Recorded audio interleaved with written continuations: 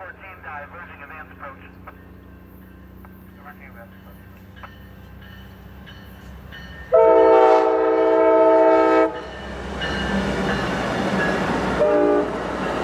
In 2022, Amtrak debuted its newest paint scheme.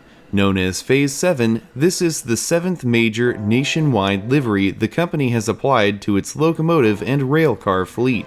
The scheme features the colors Midnight Blue and Amtrak Blue for the main body, with a splash of Amtrak Red at the front of the locomotive that curves up toward the roofline. These three main colors are separated by white lines transposed from the Amtrak travel mark logo. Phase 7 first appeared on then brand new ALC 42 Charger locomotive number 309 and has been applied to all new long-distance Chargers that followed. In January of 2024, Amtrak began applying the scheme to all P42 DC diesel-electric locomotives that were due for a fresh coat of paint. Although the P42 fleet is in the process of being replaced by new Charger locomotives, the older locomotives will continue to remain in service through the end of the decade, thus requiring continued care and preventative maintenance. Amtrak says that as many as 12 P42 locomotives could receive new paint by the end of 2024.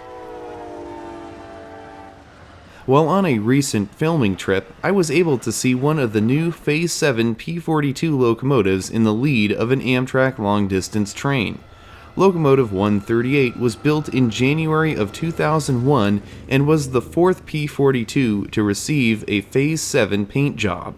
On May 10, 2024, 138 became the first Phase 7 P42 to lead the northbound coast Starlight, train number 14, from Los Angeles to Seattle. With sunny skies in the forecast, I set course for Klamath Falls, Oregon to intercept the train on the second day of its two-day journey. On Saturday, May 11th, I set up at a spot along Highway 97 just south of Klamath Falls to see the train as it rolled into town.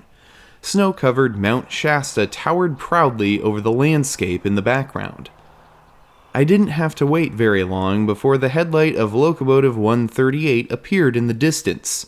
Behind the 138 was Charger Locomotive 305, painted in Amtrak's Phase 6 paint scheme. Phase 6 served as an initial transition livery during the early production of the Charger locomotives. When paired with a Phase 7 unit, it serves as a nice, seamless visual transition between the locomotives and the passenger cars.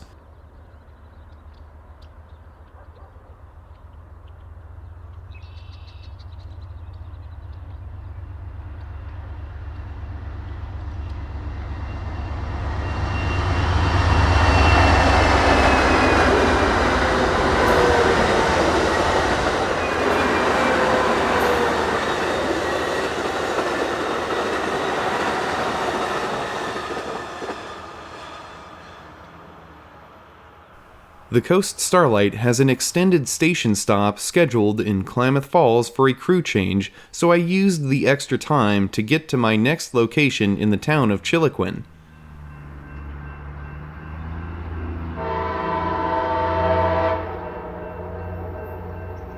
F14 diverging advance approach. Diverging advance approach.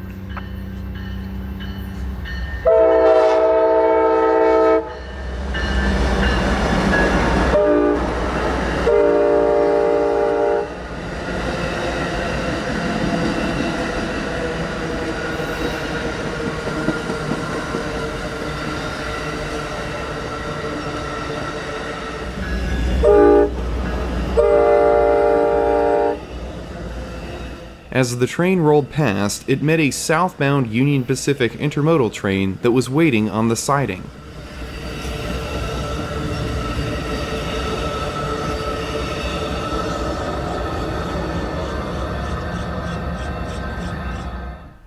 I caught up once again with Train 14 as it approached the next station stop in Chemult.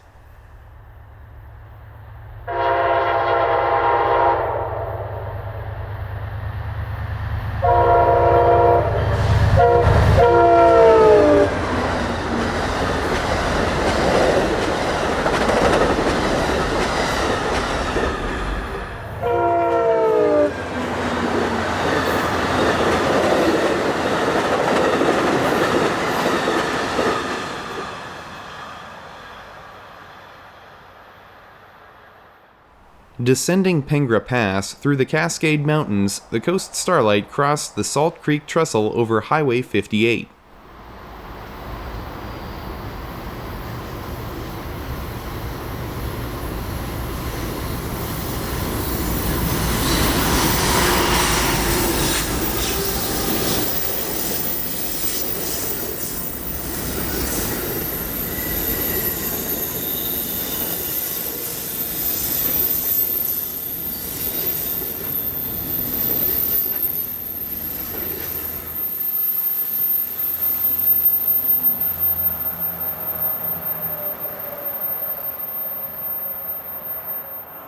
After heading a little ways out of the mountains, I selected my next spot to see the train at a scenic vista point along Lookout Point Reservoir on the Willamette River.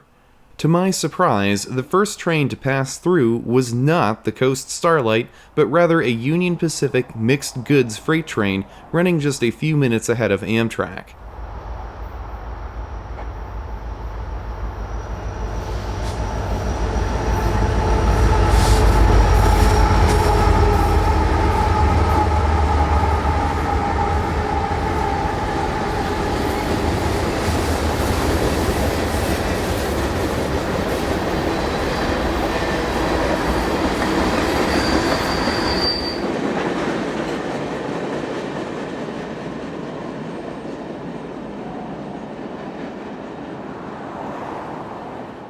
Hot on the heels of the freight, Amtrak came trundling down the grade and along the shore of the lake.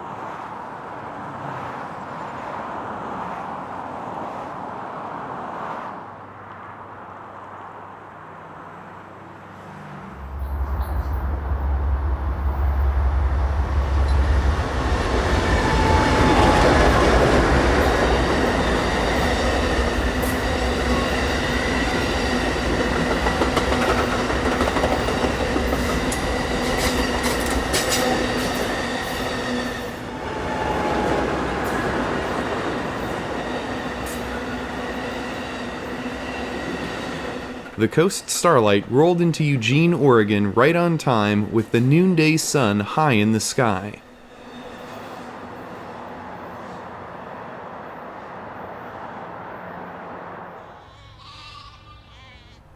Further down the line in the Willamette River Valley, I picked a spot northeast of Albany near the town of Jefferson, Oregon. Spring was in full swing with vibrant wildflowers in bloom.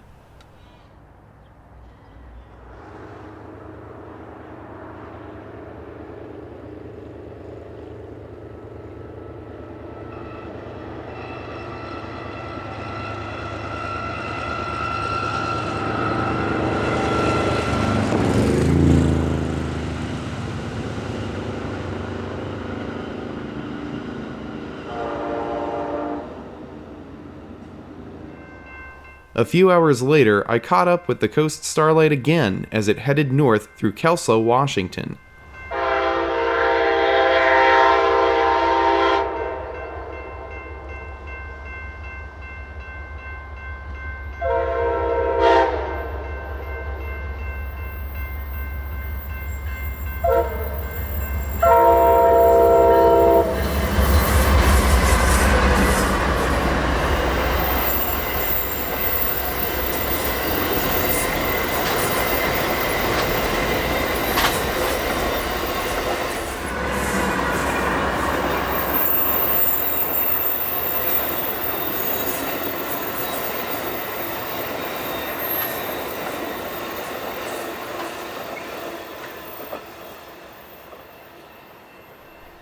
The train went around a curve at Rocky Point and into the last tunnel on its northbound journey. In Nisqually, I saw Amtrak 138 with its train in tow for the last time as it entered Sound Transit's Lakewood subdivision for the journey into Tacoma.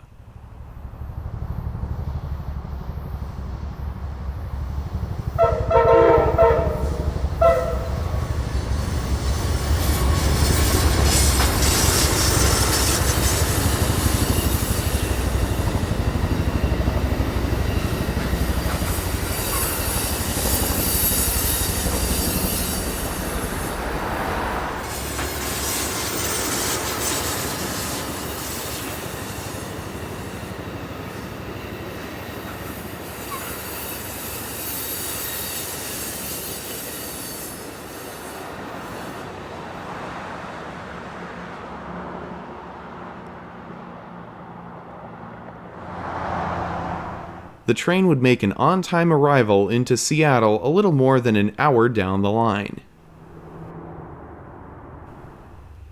Thanks for joining me for this first look at an Amtrak P42 DC locomotive in the new Phase 7 paint scheme.